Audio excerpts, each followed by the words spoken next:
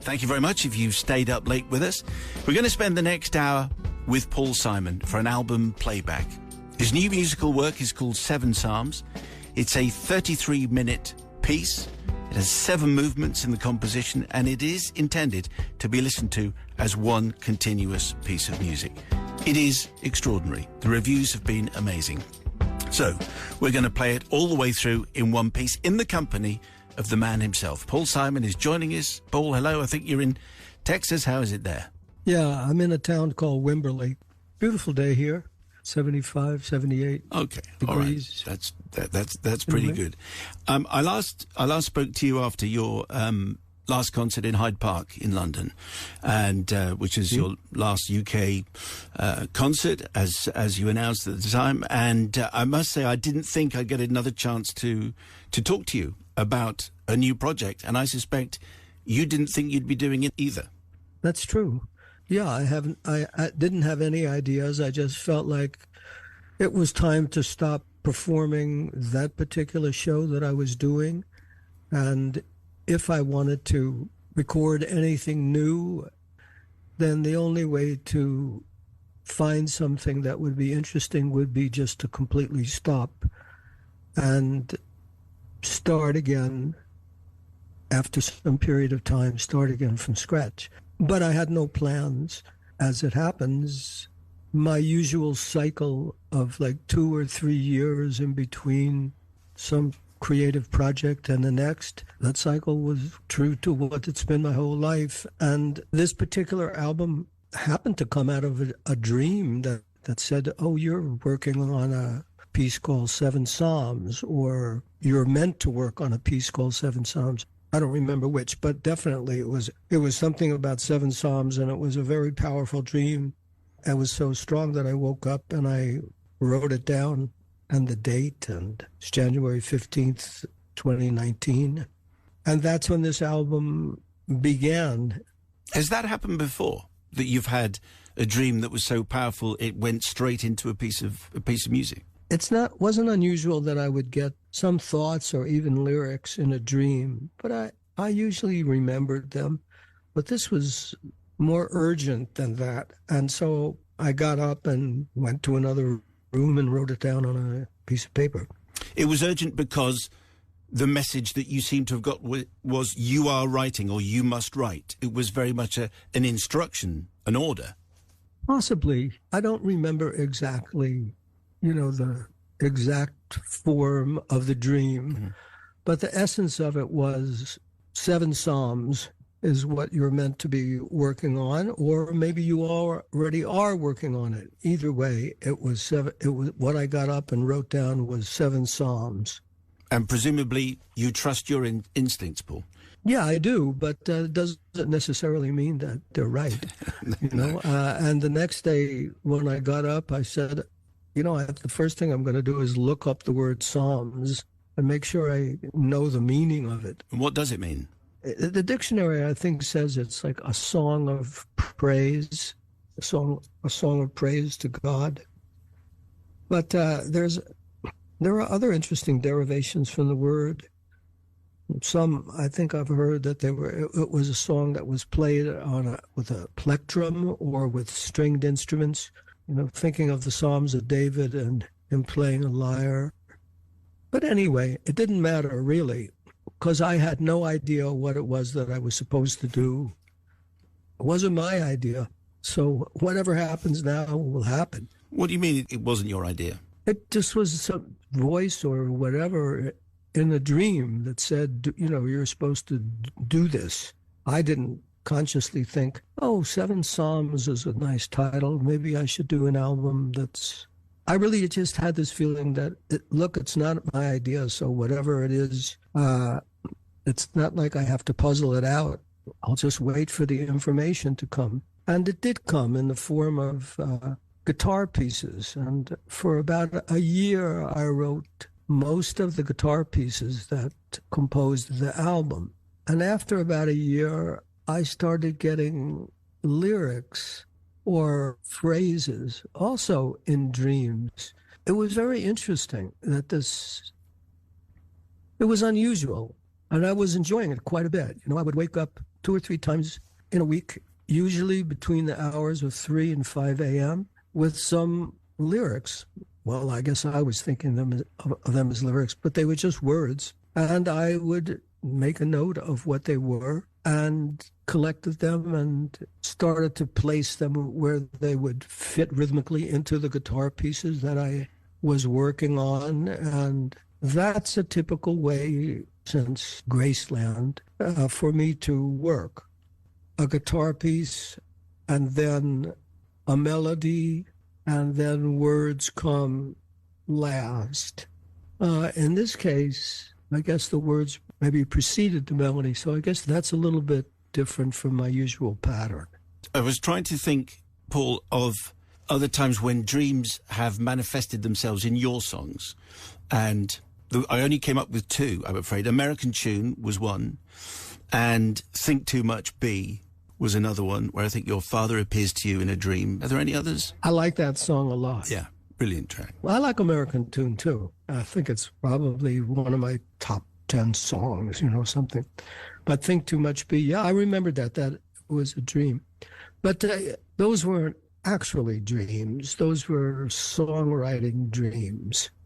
It may have been subconscious songwriting that came to the surface, and so I put him in as lyrics. But I didn't actually dream in American Tune that I was flying. No. You can't go, as you found out, back through the body of my work and find that there's a thread of dreams that periodically make themselves known in my songs. This was unusual. Not to infer from that it was anything other than the creative process manifesting itself, or it was inspired by dreams. But in a certain sense, there's a dreamlike quality to sort of the best that I can be in my writing, because I don't know where the lines come from that are well-known or that are crucial to the song. And it's a mystery. So the mystery of why you think of a certain phrase or why something comes to you it's akin to a dream, because it's a different part of the brain that's giving you information. But whenever you get that information, it always has a different quality than when you think and apply craftsmanship to the process. Does that make sense? No, it does make sense. We're going to illustrate some of what you're talking about in just a moment. But I just on the general overall sound of the album, Paul, it feels like, and other people have observed this in the reviews in this country. I don't know if you've seen the reviews or anyone tells you the reviews, but they're astonishingly fantastic, 5 stars, across the board. But a lot of people making the observation that it feels in some way like this album feels like a companion piece to Sounds of Silence, or even Paul Simon's songbook, to go back even further, in that it feels like a very solitary album. Does that feel like fair comment to you? Yeah, it does, because it's essentially an acoustic guitar and a voice. So it's very much like the solo album that I made when I was living in London. I was 23 years old then, and I'm 81 now. So it's the way I play guitar has changed a little bit from the way I played then. Although there were elements of what I was playing when I was part of the folk scene in London. There are elements of that in the Seven Psalms. It occurred to me a number of times listening through that if you had played this entire album or some of the songs from this album in those folk clubs in the 60s, they would have loved it and they'd have recognised it. And some of the guitar works does sound like Davy Graham and that flourish from Angie. It does feel connected to that time. A little bit of Angie is recapitulated in The Lord, but the rest of it is not really folk. It's just acoustic guitar, and that's, I think, why the comparison to folk. But I wouldn't disavow any element of folk, of what they called folk back then. But it's beyond that harmonically. Sure. Yeah, absolutely. And also, basically, when you played acoustic guitar, back then you were within the first 5 frets of the guitar, and the Seven Psalms it really uses the whole neck, and it's just one of the elements of my playing that I hold on to because I like it. But there are other influences and other things that I've learned that contribute to my style of playing acoustic guitar. But the piece that I wrote, Seven Psalms, it is what it is, and talking about it actually doesn't do it any favors. It's better to just hear it. Well, let's do just that. 33 minutes, a 7-movement composition, playing it now as intended in one continuous piece, uninterrupted. Paul Simon, Seven Psalms.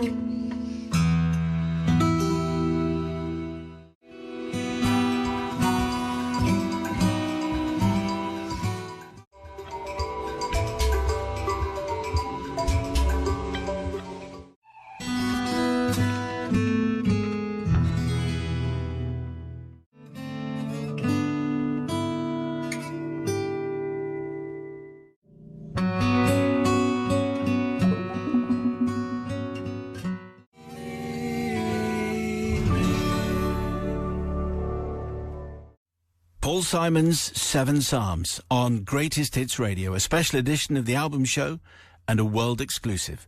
Just enjoyed that brand new album in the company of Paul himself, who is with us from Texas currently. Simon, yes. I wanted to thank you for playing the piece in its entirety. I appreciate it very much. It would be just really interesting, I think, to talk about some of the pieces if we can. Can we start at the beginning? The Lord is the first track, very purposefully. It's how I began the album. I felt like if I'm going to be writing an album called Seven Psalms, I might as well begin with the subject matter, what this is about. So the piece is called The Lord, and it repeats, I think, 3 times in the album, although I changed lyrics towards the end. Maybe it's 4 times. And the first piece is probably the closest to what would be English folk scene circa 1964-65. So that's the first psalm. Then the second psalm is Love is Like a Braid. Love is Like a Braid was another one of those dream contributions. I dutifully wrote it down because it was coming in a dream, and I thought as I wrote it before I went back to sleep, I don't know, is it really like a braid? Am I really saying something that I believe or is true? I think that goes on throughout the album. I'll say something and then I'll question it. That's sort of my personality. The line that I like that stands out to me is, I lived a life of pleasant sorrows until the real deal came.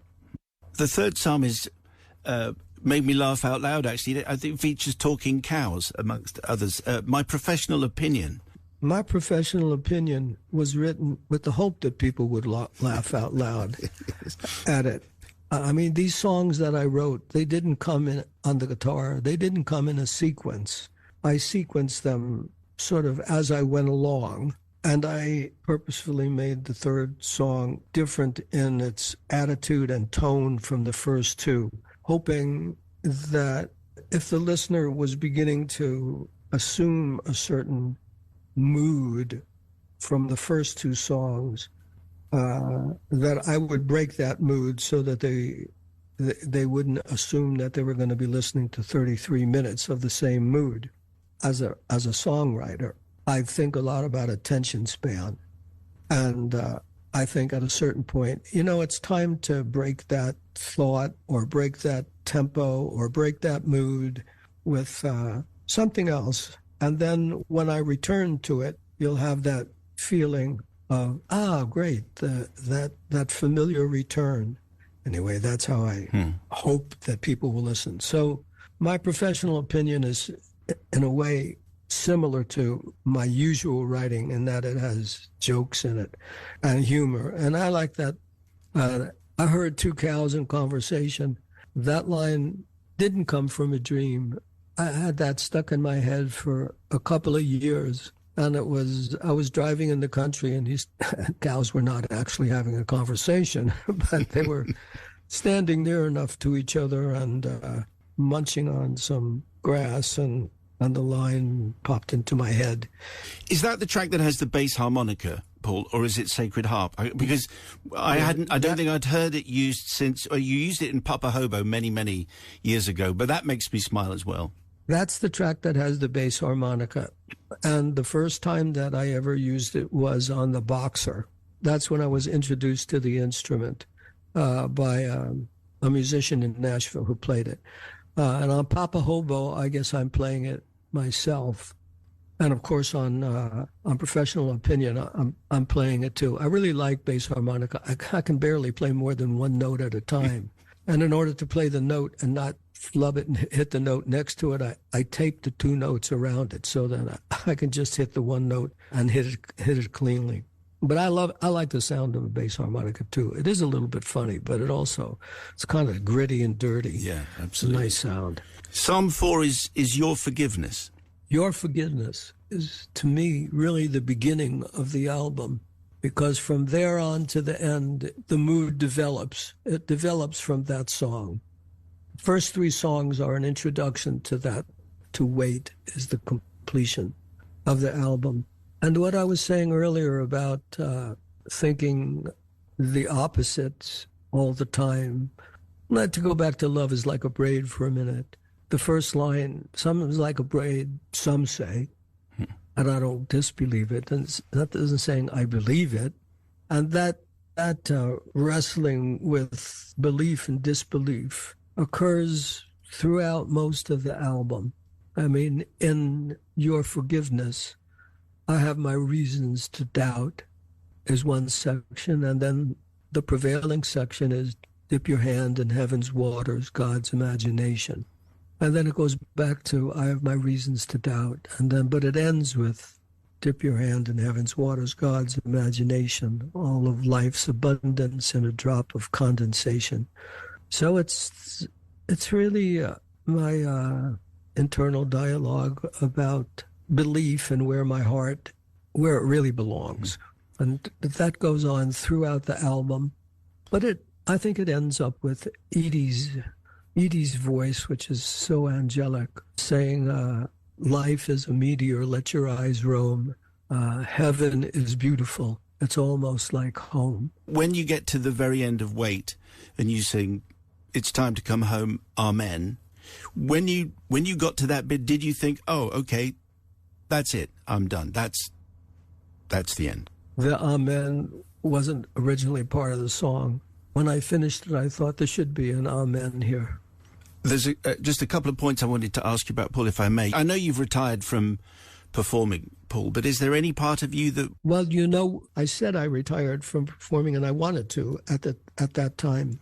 If I could perform now, again, I would. But unfortunately, in the last couple of years, I've had a hearing loss, a significant hearing loss on one ear, and I can't actually get comfortable singing with a lot of musicians. The sound is confusing.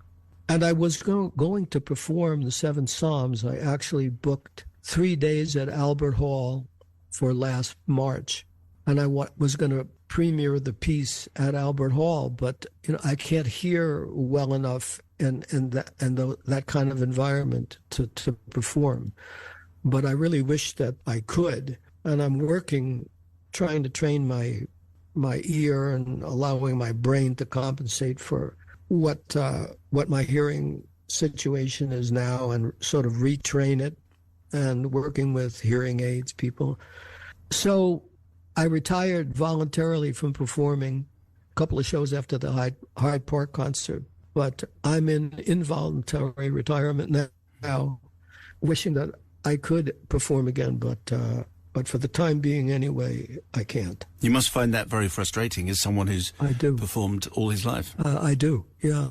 Well, I hope the technical people manage to assemble something, or you find some way of being able to continue to perform, if that's exactly what you want to do. I do wonder, Paul, just finally, when you were talking at the beginning of our conversation about the act of stopping, that you decided to do things differently. It was the whole act of stopping that actually meant this happened. And I wondered if you were still on that treadmill, if that's the right word to call it, of 2 or 3 year cycles, whether these dreams would have happened.